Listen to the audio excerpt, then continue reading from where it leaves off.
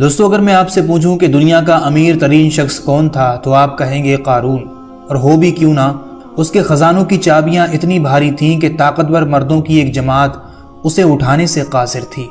آج ہزاروں سالیں بیت جانے کے بعد بھی یہ نام زندہ ہے۔ اللہ نے ایک مثال بنا کر قرآن پاک میں نقش فرما دیا۔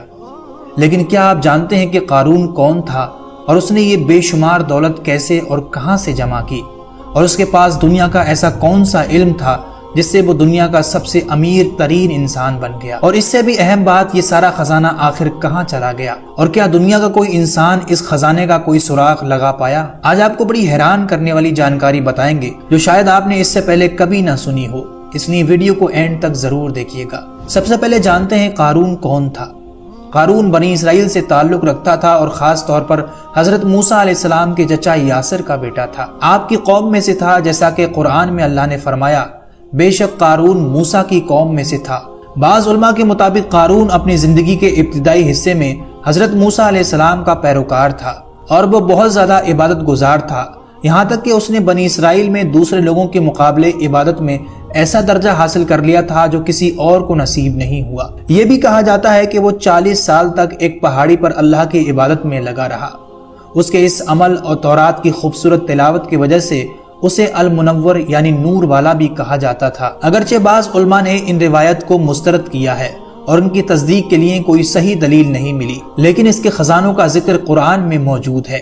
جب یہ اپنے گھر سے نکلتا تو اس کے ساتھ ایک بڑی جماعت انسانوں کی خزانوں کی چابیاں لے کر چلتی تھی، اور جو بھی اسے دیکھتا وہ اس کی طرح قسمت والا بننے کی خواہش کرتا تھا۔ لیکن قارون کو اس کی اس دولت نے انتہائی مغرور بنا دیا۔ بظاہر تو وہ ایک مسلمان تھا اور تورات کو بڑے خوبصورت انداز میں تلاوت کرتا تھا، مگر تکبر نے اس کے ایمان کو اندر سے کھوکھلا کر دیا تھا۔ جب بنی اسرائیل پر زکوٰۃ کا حکم نازل ہوا تو حضرت موسیٰ علیہ السلام نے قارون پر بھی زکوٰۃ دینے کے لیے کہا۔ اس وقت قارون نے حضرت موسیٰ علیہ السلام سے یہ وعدہ کیا کہ وہ اپنی دولت کے 1000 میں حصے کی زکوٰۃ نکالے گا، لیکن جب اس نے گھر پر جا کر حساب لگایا تو اس کے خزانوں میں سے یہ بھی بہت زیادہ تھی۔ کہنے لگا کہ یہ جو کچھ دولت میرے پاس ہے یہ میری ذہانت اور محنت کا نتیجہ ہے، اس میں بھلا اللہ پاک کا کیا کمال۔ قوم کے لوگوں نے اسے بہت سمجھایا، حضرت موسیٰ علیہ السلام نے بھی اسے نصیحت کی، لیکن وہ اپنی تکبر اور غرور سے باز نہ آیا۔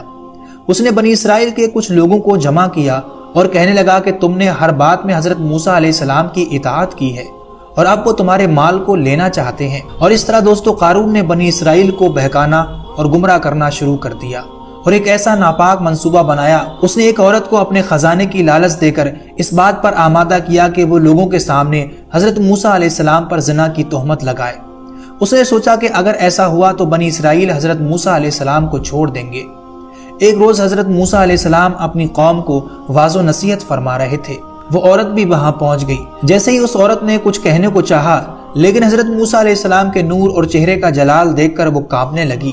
حضرت موسیٰ علیہ السلام نے فرمایا، اس ذات کی قسم جس نے بنی اسرائیل کے لیے دریا پھاڑ دیا اور اس میں راستے بنائے اور خیر و عافیت کے ساتھ فرعون سے نجات دلائی، تو جو سچ بات ہے تیرے من میں وہ کہہ دے۔ وہ عورت حضرت موسیٰ علیہ السلام کا یہ جلال دیکھ کر کانپنے لگی اور جو سچ تھا وہ کہہ دیا کہ مجھے قارون نے اپنے خزانے کا لالچ دے کر اس کام کو کرنے کے لیے کہا تھا۔ حضرت موسیٰ علیہ السلام کو یہ بات اتنی ناگوار گزری کہ آپ نے فوراً سجدے میں جا کر اللہ سے دعا کہ اے اللہ قارون پر اپنا قہر و غضب نازل فرما۔ دوستو کہا جاتا ہے کہ قارون پر اللہ نے ایسا عذاب نازل فرمایا کہ یہ قارون اپنے خزانوں سمیت اور اس کا عالی شان محل سب زمین میں غرق ہو گئے۔ دوستو وہ قارون جس کے خزانوں کی کبھی ایک مثال ہوا کرتی تھی، چند لمحوں میں زمین کے اندر غرق ہو گیا۔ کہا جاتا ہے کہ قارون نے اتنی دولت دوستو اکٹھی کر لی تھی کہ اس کی مثال تاریخ میں نہیں ملتی، لیکن آخر قارون نے یہ دولت اکٹھی کیسے کی تھی؟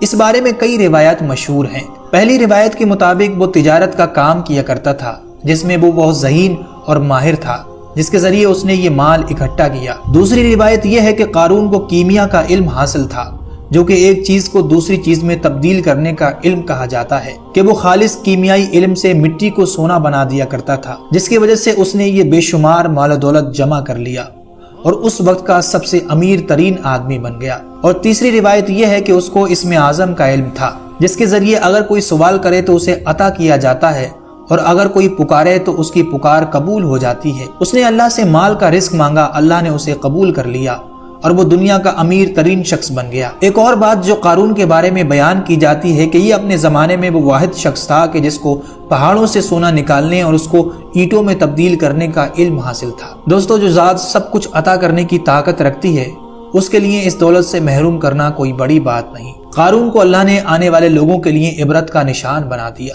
قارون کے اس خزانے کو لوگوں نے بہت تلاش کرنے کی کوشش کی لیکن آج تک کوئی سراغ نہیں مل سکا۔ دنیا کے امیر ترین شخص قارون کا خزانہ ہمیشہ کے لیے راز بن کر رہ گیا۔ امید کرتے ہیں آج کا یہ ویڈیو آپ کو پسند آیا ہوگا۔ ویڈیو اچھا لگا تو اسے لائک اور آگے ایسی اچھی ویڈیو کے لیے چینل کو ضرور سبسکرائب کر لیں۔